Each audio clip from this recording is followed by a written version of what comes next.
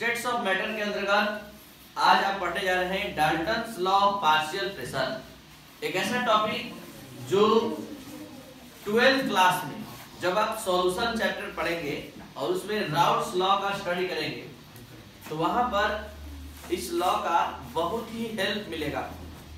तो सबसे पहले इस लॉ को अच्छे से समझते हैं। क्या है ये law? Dalton's law of partial pressure दिया गया है जॉन डाल्टन के द्वारा 1801 में, यानी 1801 में जॉन डाल्टन ने ये लॉ दिया। ये लॉ क्या है इसको एक एक्सपेरिमेंट के आधार पर हम समझा रहे हैं। ध्यान दिया जाए, 3 गैसेस सिलेंडर है A, B और C।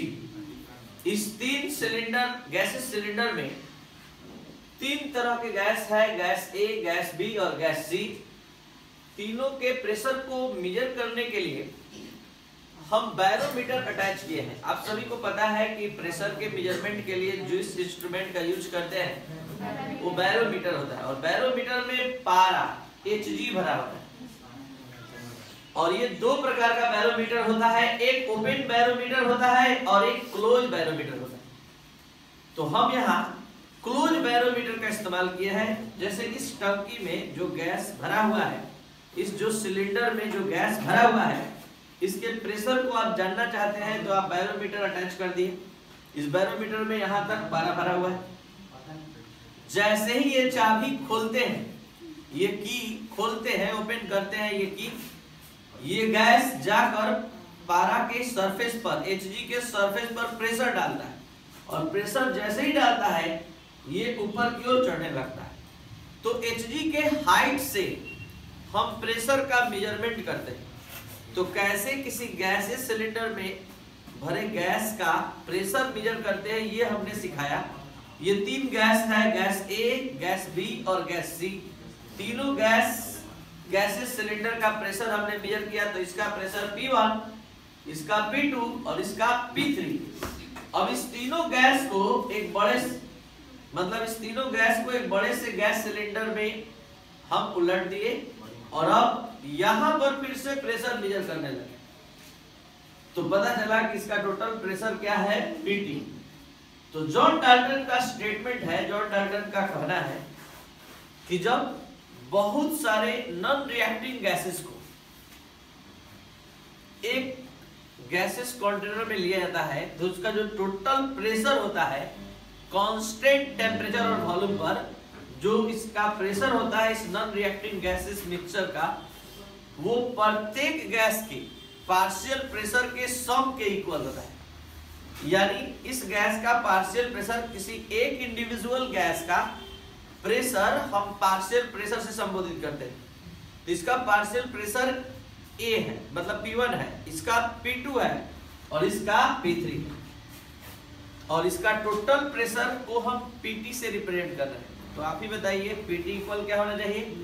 P1 plus P2 plus P3। मतलब इस लॉ को मैथमेटिकली अगर एक्सप्रेस किया जाए तो आप क्या बोलेंगे? Pt equal P1 plus P2 plus P3। यानी at constant temperature and volume the total pressure of mixture of non reacting gas is equal to the sum of partial pressure of each gas. यानी ये statement ये हमें समझा रहा है कि constant temperature और वॉल्यूम पर परस्पर रिएक्शन नहीं करने वाले गैसों के मिक्सचर का टोटल प्रेशर जो होता है वो प्रत्येक गैस के पार्शियल प्रेशर के सम के इक्वल होता है। तो इसी को मैथमेटिकली अगर एक्सप्रेस करें तो हम क्या लिख पाएंगे? तो हम इसको लिख पाएंगे Pt equal P1 plus P2 plus P3। अब इसका मैथमेटिकल कंप्लीट एक्सप्लेनेशन इस लॉ का हम समझाने जा रहे हैं। ध्यान से समझा जाए।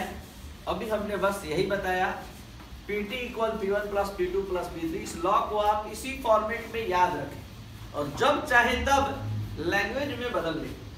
और आपको ये लॉ जिस ढंग से याद है, ये Pt इक्वल जो हमने बताया P1 plus P2 plus P3, इस फॉर्म में आप याद रखें और इसको लैंग्वेज में कन्वर्ट कर ले कि टोटल प्रेशर जो होता है वो प्रत्येक गैस के पार्शियल प्रेशर के सम के इक्वल होता है। लेकिन कंडीशन अप्लाइड है कांस्टेंट टेम्परेचर। अब हम इसको और ज्यादा एक्सप्लेन करने जा रहे हैं, जरा ध्यान दिया जाए। ये है आपका Dalton's law of partial pressure का स्टेटमेंट। अलग से आप सभी स्टूडेंट जानते हैं, according to ideal gas equation, ideal gas equation से आप सभी स्टूडेंट इतना जान चुके हैं कि पीवी इक्वल क्या होता है, एनआरटी। पीवी इक्वल एनआरटी, तो हमने पी इक्वल लिया, तो P equal NRT by V. और जरा सोचिए, इस पूरे में आरटी बाई वी का फैक्टर कांस्टेंट हो गया है, क्योंकि आर तो आप पहले से कांस्टेंट जानते हैं, गैसेस कांस्टेंट। और हमने जो ये लॉ स्टार्ट किया है उसमें पहले ही कंडीशन अप्लाई कर दिया, eight constant temperature and volume. तो ये तीनों आर टी और वी एक साथ लिखने के पीछे हमारा मकसद यही है कि आप माइंड में एकदम सेट कर ले कि तीनों कांस्टेंट, ठीक है। तो यहाँ अगर इस इक्वेशन को फॉलो करते हुए गैस ए, गैस बी और गैस सी के लिए बारी बारी से लिखे, तो for gas A P1 equal N1 RT by V, for gas B P2 equal N2 RT by V, for gas C तो क्या लिख सकते हैं, P3 equal N3 RT by V, ठीक है। तो ये इक्वेशन सेकेंड, ये थर्ड, ये फोर्थ, और ये जो फर्स्ट बना है ये हमारा इक्वेशन नंबर क्या है, 1। अब इक्वेशन सेकेंड, थर्ड और फोर्थ का वैल्यू इक्वेशन 1 में रखने पर, इक्वेशन 1 में रखने पर किसका किसका 2, 3 और 4 का, तो ये हमने रख दिया। यहां पर P1 के जगह P1 का value N1 RT by V, N2 RT by V, N3 RT by V। अभी और मान लीजिए 4, 5 गैस होता तो यहाँ पर और भी हो सकता था, प्लस डॉट डॉट। अब इसमें क्या कॉमन हो सकता है, RT by V। RT by V को हमने कॉमन लिया, तो ये N1 plus N2 plus N3 plus dot dot, और ये पूरा इक्वेशन नंबर 5 है। तो ये इक्वेशन नंबर 5 और ये इक्वेशन नंबर है 2, ठीक है। ये किसी एक गैस के पार्शियल प्रेशर को इंडिकेट कर रहा है, और ये जो इक्वेशन है ये टोटल गैस के पार्शियल प्रेशर को इंडिकेट कर रहा है। ये जो इक्वेशन है टोटल गैस के टोटल प्रेशर को इंडिकेट कर रहा है, पार्शियल प्रेशर नहीं, पार्शियल प्रेशर केवल एक सिंगल गैस के लिए। तो यहाँ पर इक्वेशन 2 डिवाइडेड बाय 5 हम करने जा रहे हैं। फिर से 2 को देख लिया जाए, ये है 2 और जो हमने अभी लाया वो 5। तो इक्वेशन 2 डिवाइडेड बाय 5, तो 1 P1 बाय Pt हो गया। लेफ्ट हैंड साइड को लेफ्ट हैंड साइड से और राइट हैंड साइड को राइट हैंड साइड से डिवाइड करें, तो इस तरह से RT by V कैंसिल इसमें, और ये N1 plus N2 plus N।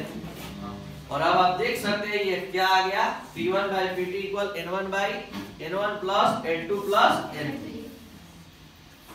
अब चलिए 11th क्लास में ही, इसी 11th क्लास में आप एक टॉपिक पढ़ कर आए हैं, मोल फ्रैक्शन, और वहां आप सभी स्टूडेंट को इस तरह से समझाया गया था कि ये गैसीय सिलेंडर है जिसमें 3 तरह के गैस है, gas A, gas B, gas C। इसका मोल है 10, इसका है 50 और इसका है 30। तीनों का मोल दिया गया है, ये सभी मोल है। और आपको मोल फ्रैक्शन C का निकालना है, तो जिस कंपोनेंट का मोल फ्रैक्शन निकालना होता है उसका मोल ऊपर और टोटल मोल नीचे, यानी मोल fraction of any component of solution may be defined as the ratio of mole of that component to the total number of mole of solution। यानी किसी भी कंपोनेंट का मोल फ्रैक्शन निकालना होता है तो मोल फ्रैक्शन एक रेशियो होता है, और उस रेशियो में जिसका मोल फ्रैक्शन निकालना होता है उसका मोल ऊपर और टोटल मोल नीचे लिया जाता है, और इसी के रेशियो को हम बोलते हैं मोल फ्रैक्शन ऑफ दैट कंपोनेंट। अगर हम B का मोल फ्रैक्शन का बात करेंगे तो आप समझ चुके हैं 15/10 प्लस 15 प्लस 30। अगर A के मोल फ्रैक्शन का बात करेंगे 10/10 प्लस 15 प्लस 30। तो ये मोल फ्रैक्शन है C का, ये मोल फ्रैक्शन ऑफ B और ये मोल फ्रैक्शन ऑफ A। तो मोल फ्रैक्शन का फार्मूला होता है mole fraction mole fraction of any component equal mole of that component upon total number of mole of solution और मिक्सचर। तो आप जब इतना नॉलेज फिर से ले लिए तो अपने नॉलेज से समझने का प्रयास करिए किसका मोल फ्रैक्शन, गैस ए का, गैस बी का, गैस सी का। अगर यहाँ N2 ऊपर होगा तो किसका होगा? तो समझ गए कि ये मोल फ्रैक्शन है। मोल फ्रैक्शन को x जिसको काई से रिप्रेजेंट करते हैं, लेकिन बोलते हैं नॉर्मली x। यहाँ XA ये x से किसके बदले में है? पूरे रेशियो के बदले में Na upon Na plus NB N1 plus N2 plus N3 के बदले में, पूरे रेशियो के बदले में आ गया x। अगर यहाँ N2 होता तो x भी होता। और यहाँ हम लोग एक बहुत ही फेमस फॉर्मूला को प्राप्त किए, P1 इक्वल PT इसी का यूज 12th क्लास में राउल्ट्स लॉ में सॉल्यूशन चैप्टर में किया जाएगा। और 10 से 15 दिन के क्लास में इस फॉर्मूले का यूज होता रहेगा जब आप सभी student colligative property of dilute solution का स्टडी करेंगे। वहां पर आपको बार बार जरूरत पड़ेगा पार्शियल प्रेशर का, और पार्शियल प्रेशर ही किसी कंपोनेंट का यहाँ निकाला गया है। P1 क्या है? Partial pressure of gas A equal total pressure into mole fraction, यानी partial pressure of any gas is equal to the product of total pressure and mole fraction of that component. यानी किसी भी gas का जो partial pressure होता है वो total pressure और मोल फ्रैक्शन के मल्टीपल के इक्वल होता है। यही है Dalton's law of partial pressure का मेन जो निकलना था स्टेटमेंट, यही। इसको पढ़ने के बाद आप किसी भी गैस का पार्शियल प्रेशर निकाल सकते हैं। अगर आपको टोटल प्रेशर और उसका मोल फ्रैक्शन पता हो उस मिक्सचर में, तो आप इजी वे में उसका अपना पार्शियल प्रेशर निकाल सकते हैं। यानी partial pressure of any component of solution is equal to the product of total pressure and its mole fraction. तो ये था आपका Dalton's law of partial pressure. एक बार फिर से 2 मिनट में केवल हम लोग देख लेते हैं शुरू से अंत तक Dalton's law of partial pressure, जिसको दिया गया है जॉन डाल्टन के द्वारा 1801 में। इसका स्टेटमेंट कहता है कि कांस्टेंट टेम्परेचर और प्रेशर पर, कांस्टेंट टेम्परेचर और वॉल्यूम पर जो टोटल प्रेशर होता है गैस मिक्सचर का, वो प्रत्येक गैस के पार्शियल प्रेशर के सब के इक्वल होता है। तो यानी Pt equal P1 plus P2 plus P3, इसको हमने इक्वेशन नंबर 1 बना दिया। आइडियल गैस इक्वेशन से Pv इक्वल nRT, तो P equal nRT by V हो गया। गैस A के लिए हमने फॉलो किया तो P1 इक्वल प्राप्त किया, गैस B के लिए, गैस C के लिए बारी बारी से P1 P2 का P3 का जो वैल्यू आया उठाकर इक्वेशन 1 में पुटअप किए। 1 में पुटअप करने के बाद यहाँ पर RT बाय V को हमने कॉमन किया, इक्वेशन 5 प्राप्त हुआ। इक्वेशन 5 और 2, तो इक्वेशन 2 डिवाइडेड बाय 5 हमने किया। और इस तरह से P1 और P2 का रेशियो मिला हमको, जो मोल फ्रैक्शन के इक्वल आ रहा है उस गैस के, यानी गैस A के। तो P1 इक्वल हमने फाइनली गेट किया PTX से, जो ये समझाता है कि किसी भी गैस का जो पार्शियल प्रेशर होता है वो टोटल प्रेशर और मोल फ्रैक्शन के प्रोडक्ट के, यानी मल्टीपल के इक्वल होता है। अगर आप सभी स्टूडेंट को वीडियो लेक्चर अच्छा लगा तो आप जरूर से शेयर और सब्सक्राइब करें। Thank you. चलिए जल्दी से